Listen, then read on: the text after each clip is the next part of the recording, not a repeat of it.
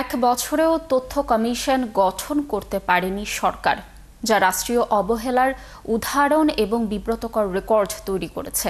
প্রতিষ্ঠানের শূন্যতা, জবাবদিহিতা ও মানবাধিকারের প্রতি সরকারের প্রতিশ্রুতির অভাবের কারণেই এমন পরিস্থিতি বলে মনে করেন বিশিষ্টজনরা।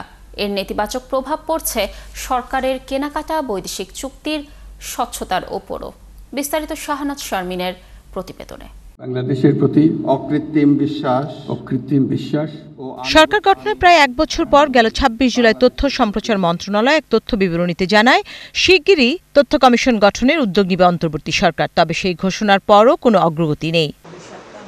তথ্য কমিশন নিয়ে ক্ষুব্ধ প্রতিক্রিয়া জানান আনু মোহাম্মদ। জনগণের কাছে সমস্ত কিছু তথ্য স্বচ্ছতার সাথে আসে। আমরা দেখতে পাচ্ছি যে সরকার বিনা টেন্ডারে বন্দরের ব্যাপারে চুক্তি করছে, বিভিন্ন আমদানি চুক্তি করছে, যুক্তরাষ্ট্রের সাথে বিভিন্ন ধরনের এগ্রিমেন্টে যাচ্ছে, যেগুলি জনগণ জানেই না। অথচ এগুলি জানারই অধিকারের জন্যই জনগণ লড়াই করেছে।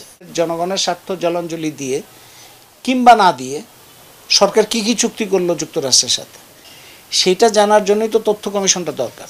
সংবাদপত্রের যে দায়িত্ব, সেই দায়িত্ব পালন করতে গেলেও তথ্য কমিশন দরকার। যাই হোক, এইগুলি সমস্ত বিষয়ে কেন এখন পর্যন্ত হয় নাই তথ্য কমিশন, মানবাধিকার কমিশন, এটা তো আমাদের একটা বড় ধরনের বিস্ময়। অরাজনৈতিক সরকারের কাছে মানুষের প্রত্যাশা বেশি, তাই কমিশন দ্রুত পুনর্গঠনের আহ্বান মানবাধিকার কর্মী নূর খানের।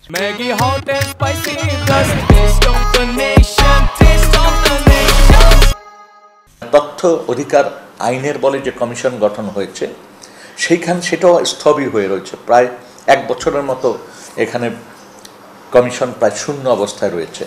ফলে সংবাদকর্মী থেকে শুরু করে মানবাধিকার কর্মীরা বা সাধারণ মানুষ যে তথ্য জানার যে অধিকারটা পেয়েছিল, সেই অধিকারটা প্রয়োগ করতে পারছে না। সরকারের দায়িত্বশীল ব্যক্তিদের তথ্য প্রকাশ করা হবে এমন সিদ্ধান্ত থাকলেও এখন সরকার উল্টো পথে হাঁটছে বলে জানান টিআইবির মহাপরিচালক ইফতেখারুজ্জামান। ব্যতিক্রমে বিশ্ব রেকর্ড করেছে আমাদের অন্তর্বর্তীকালীন সরকার, কারণ কোনো দেশে এরকম দৃষ্টান্ত নাই যে একটি কমিশন গঠন করার আইনগত বাধ্যবাধকতা আছে, অথচ এক বছরের মতো বেশি সময় ধরে তথ্য কমিশনটি নাই।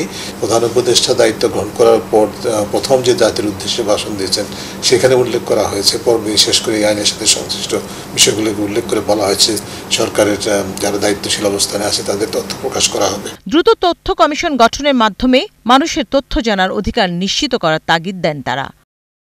শাহনাজ শারমিন, ৭১, ঢাকা।